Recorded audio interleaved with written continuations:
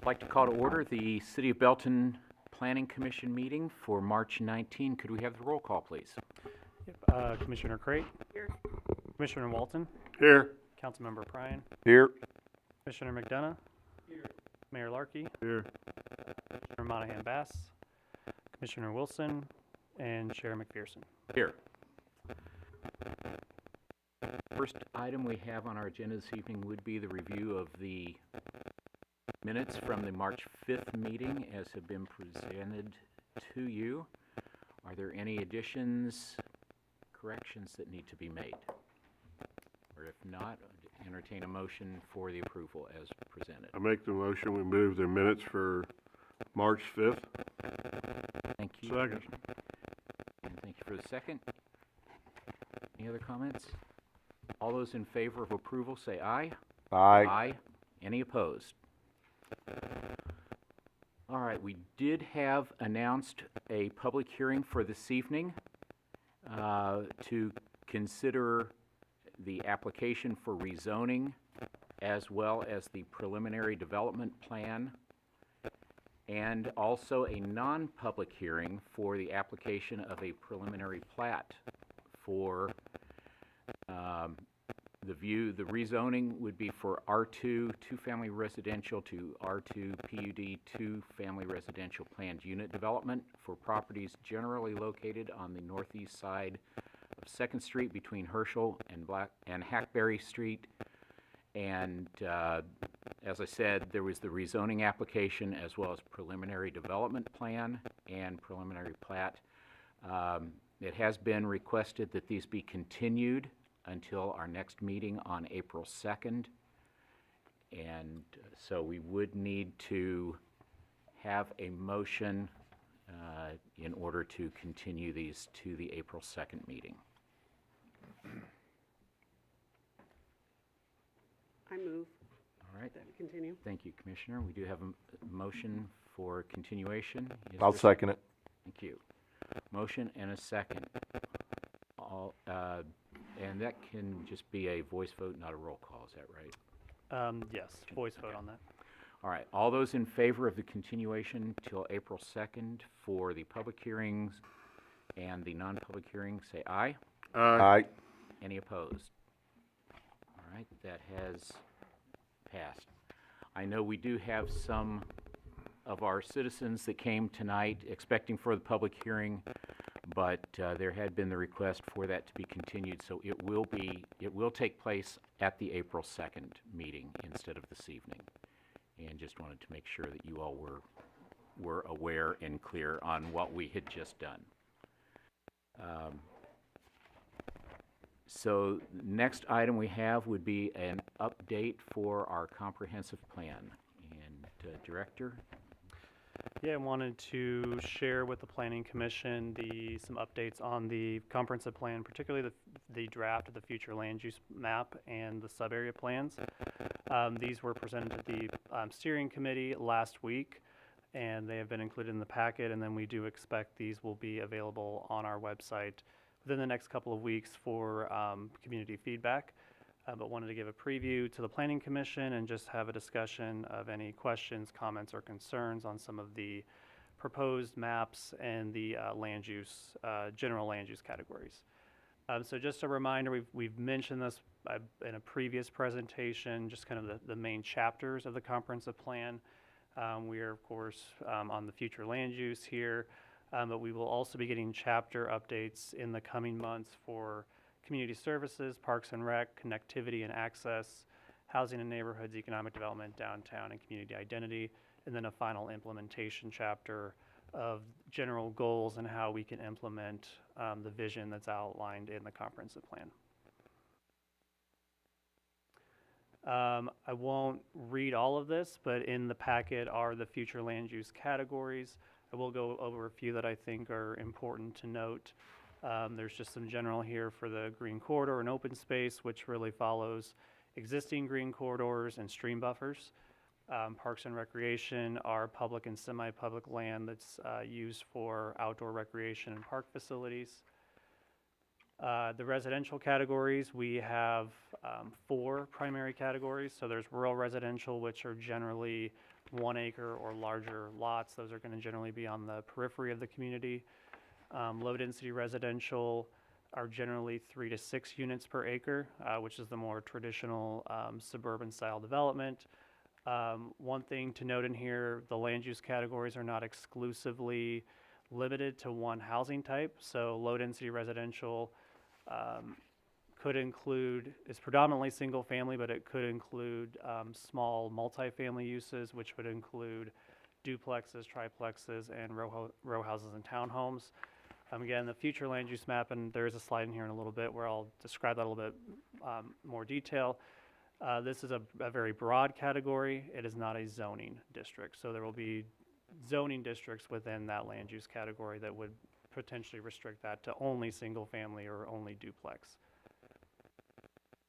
The medium density residential category is a step up from that, with densities from 3 to 12 units an acre.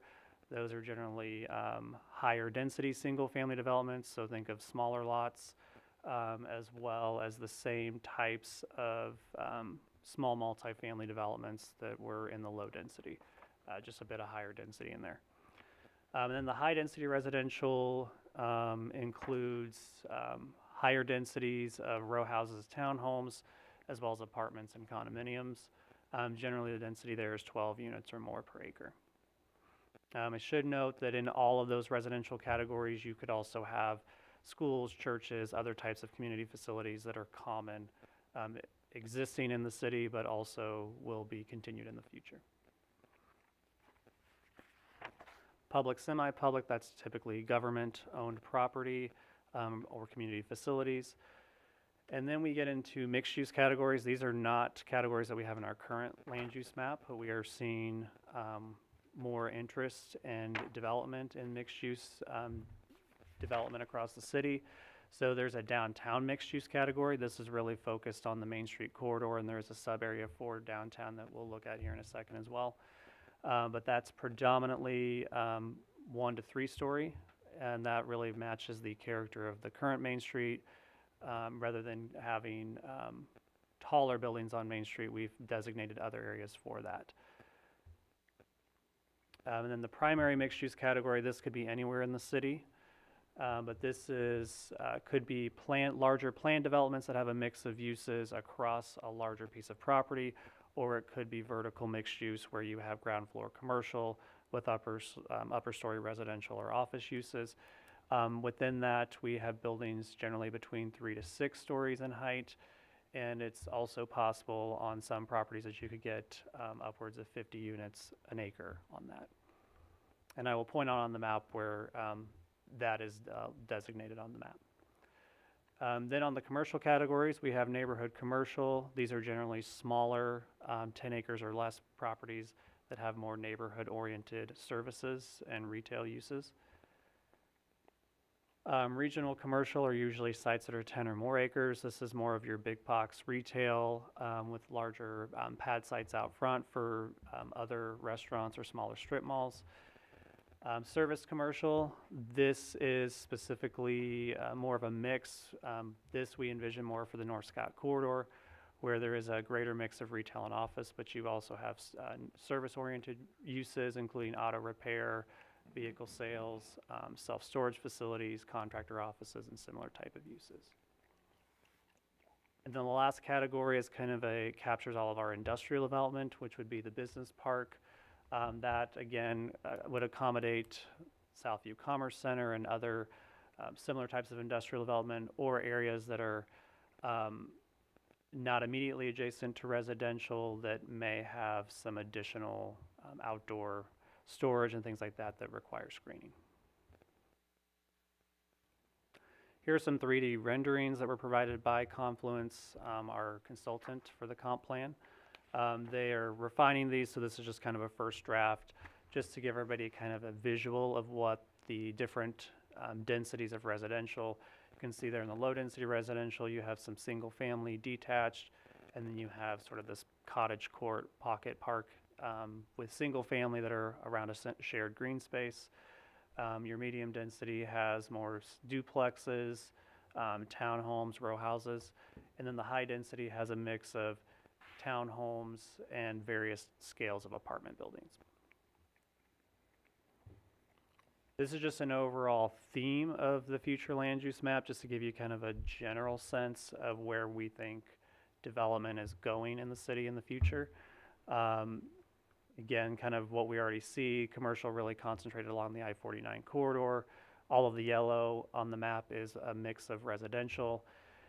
We've identified in some of the future growth areas, which is in keeping with the future land use map that was last updated in 2014, different areas for larger residential development in some of those future development areas, particularly on the North Cass Parkway interchange area.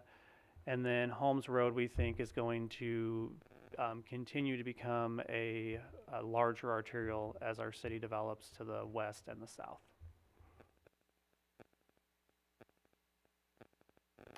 So an overview of the future land use map. Again, state statutes does require us to adopt a future land use map. It helps us as we make decisions as how we grow, as well as for support for rezoning cases. We also have the opportunity to review this annually, and that is something that we do intend to do with the new comprehensive plan. Instead of waiting 5 or 10 years to revisit this, we will look at it annually to see where some changes have been made that we need to look at. It is not an annexation plan. I think that's important to note. We have a future growth boundary all the way to 203rd Street. That has been our boundary for at least a decade or more. We are planning to eventually grow to that point, but this is not a mass annexation plan. So in those annexation areas, because they are not under our jurisdiction, should Cass County approve other types of development there, that may necessitate us to have to amend our future land use map accordingly to make sure the future land use makes sense for what has been approved in the county. Not set in stone, again, that's part of the annual review. And then most importantly, it's not a zoning map. So it's just kind of a broad brushstroke over the map. Zoning is more specific in a case-by-case basis. Quick overview of just the existing land use map that we have. This is actually just what's in the current city limits. So you can see 36% of our land area is dedicated towards single-family housing. 31% of our land is undeveloped. And then 8% is commercial.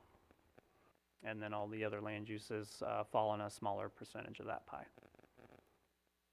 Planning boundary, again, the city could potentially more than double in size under this plan. And then here is the future land use map as proposed and presented to the steering committee. Again, this is the first draft. There is opportunity to make comments on this map for consideration by the Confluence team. So a few things to note. There are sub areas which I'll get into a little bit more detail here in a second.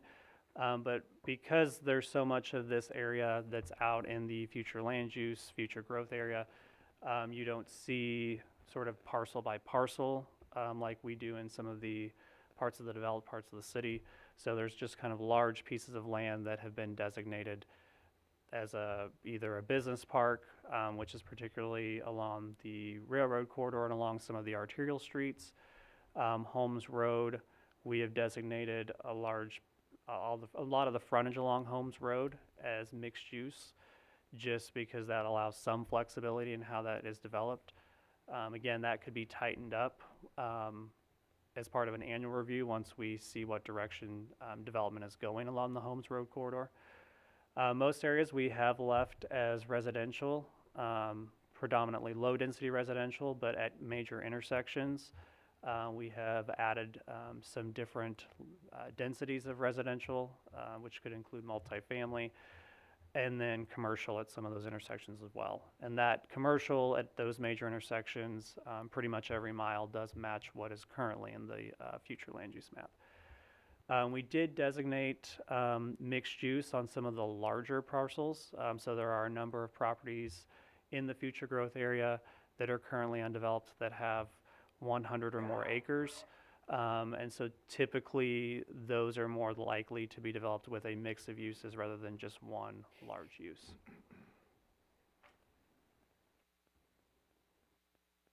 This is just a more zoomed in version of the future land use map. Again, we didn't really modify much of the future land use for the areas that are already developed. So you'll see the areas that are already developed with single family subdivisions. We have kept that as a low density residential. Some of the areas up here in the northeast part of the city, we've designated as rural residential, which is the minimum 1 acre lot there. The primary reason for that is that that area does not have sewer access and is unlikely to have sewer access, so it's likely to stay rural residential at this time.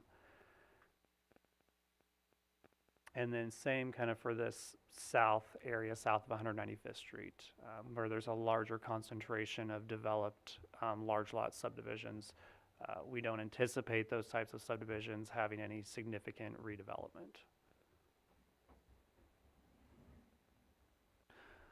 So as I mentioned, we have the existing land use share, and then under this, the low density residential grows to 46% of the future land use map. 13% is business park, 11% rural residential. So overall, you have more than half of the city's future land use, developed and future land use area being either low density residential or rural residential. There's just some additional details in the breakdown of the acreage. Again, currently in the city, we have about 8,200 acres. Under the future growth, it could potentially more than double to over 20,000 acres in the city. And then the sub areas, we have 4 that I'll go through. The first one is the downtown sub area, which includes the Old Town Grid from north down to south, and then South Scott over to East Avenue, and then it does pull in a couple of blocks to the east towards Memorial Park. So all of the areas that are in yellow there, we have as low density residential, which currently most of that area is zoned R2, 2-family residential. So that would fall generally within that low density residential with that opportunity to be single family, but could also have a mix of some smaller multifamily uses in there as well. And then the downtown core is the lighter pink. That is again that 1 to 3 story mixed use area that's predominantly concentrated along Main Street as well as between the Railroad and Commercial Street. The darker purple is mixed use. Those are those areas where you could potentially have 3 to 6 stories, and that would be mirrored on the north side of North Avenue as well, to allow that opportunity to connect Old Town to what's going on the other side of North Avenue. With this, there are some traffic calming improvements proposed along Cedar, as well as the opportunity to potentially, in working with the railroad, to at some point realign Scott and North Avenue. So it's a true intersection rather than having that awkward 2-light intersection there.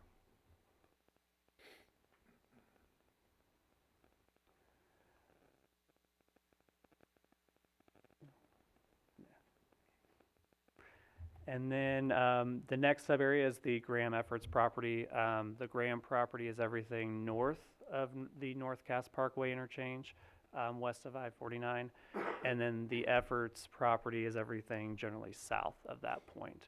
It does include the Pickering Place area, but we've not proposed any changes to that. But this map really shows what is envisioned for that area. So we have a mix of commercial and mixed use along the frontage of I-49, and kind of as you go west, we'll transition to lower residential densities, medium density residential up here, just east of Traditions, and then with the North Cass Parkway extension that would align with 187th Street, we do envision some higher density residential along that part of that corridor.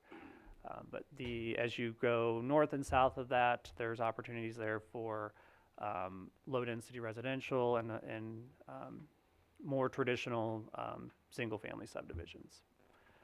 We've also outlined a couple of properties along here that could potentially be used for either private or public recreational facilities. And then there is a significant floodplain through kind of the center of those properties where we envision that being kind of a greenway with a trail network through there.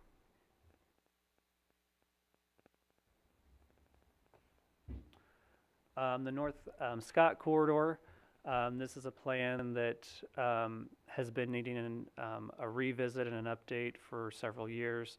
And so the comprehensive plan is giving us that opportunity to revisit that plan that was adopted in 2014 and then update the zoning regulations accordingly. So first, since it is such a long corridor, I'll just focus on the map to the right, which is the north half of that. So we do have the Marquee Parkway extension that that we're currently in the process of designing. We're proposing the business park there to remain, which includes the quick trip distribution facility as well as Locust Hill Circle, some of the other businesses along Locust Hill Drive. And then where South Fork is, we have that listed as high density residential, which does allow, of course, the mobile home park to remain. And we also have designated where it previously was designated as commercial in the current plan. We have changed that back to high density residential where there's already an established apartment complex there. A lot of the existing commercial areas we have labeled as service commercial, which does allow that opportunity for the auto repair and auto sales and other vehicle related uses to remain. And depending on how the zoning regulations are designed to potentially expand and grow and add additional facilities along the corridor. That's all for a future discussion, but this map does at least allow that to happen. Where Oak Hill previously was, that has been labeled as mixed use. There's still some additional public improvements that need to be made at that site before we know exactly how that's going to be able to be redeveloped. And then there's also some business park down here between Marquee and Vivian Street where there's already some existing light industrial uses. On the south side, south of Marquee Parkway and Marquee Road, really where there's large undeveloped properties, again, kind of what we did with the future growth areas, we've labeled those as mixed use. We think there's opportunities there, especially with the Marquee Parkway connection, that those may develop in a variety of ways. It could be multifamily, it could be commercial, it could be different types of facilities there. And then high density residential north of Turner Road, and then a larger area of mixed use that's south of Turner Road. And then the existing duplexes and townhome development along North Chestnut would also be remaining there with the medium density residential. And again, the mixed use along the North Avenue frontage to help kind of bridge and connect Old Town. And then the last area is the Marquee Business Park Efforts property. This shows the Marquee Parkway extension down to Prospect, which has been envisioned for at least, I think, 10 or 15 years. So this does accommodate that. We see most of this area becoming business park based on its location, with neighborhood commercial at the corner of Prospect and 58, and then a high density residential to create a buffer between West Belton and the business park area. With knowing that a business park would back up to the Cherry Hill neighborhood, we have put in a larger buffer there that would also have a trail connection to create that buffer between the business park. And this is an area where the buffering and the screening is going to be very important to make sure existing homes are protected. So that's a quick overview of the future land use map and the sub-area plans. Happy to answer any questions, or if, as you look at it and you have additional comments or questions that you would like for us to take back to the Confluence team, we are happy to do that. And again, we've talked with the Confluence team about releasing this and posting this on the comprehensive plan website, which we would then share on social media and post on our website so the community can start making those comments known as we continue to finalize, or as we continue to draft the comprehensive plan, and hopefully have a draft out by early June is the goal. The chapters are being developed right now. Currently, they're working on the housing and the transportation chapter. Our goal is to have each chapter released for public review and comment as it is drafted.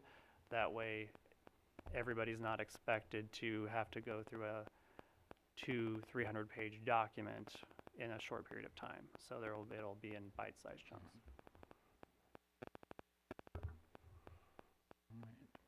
Any questions for the director? The only thing I would point out as I was looking at this, our land use categories are actually increasing from having 9 categories to 13 categories, I believe. Is that correct? Yes, we did add, so the mixed-use categories aren't currently in there, and then we've also added some additional commercial categories. We really wanted to be able to particularly add that service commercial category based on a lot of the feedback that was received, particularly from North Scott. And that does may allow some of those uses in that service commercial, but they may not be appropriate in a neighborhood commercial or in certain regional commercial areas. Any other questions, comments? Thank you, Director.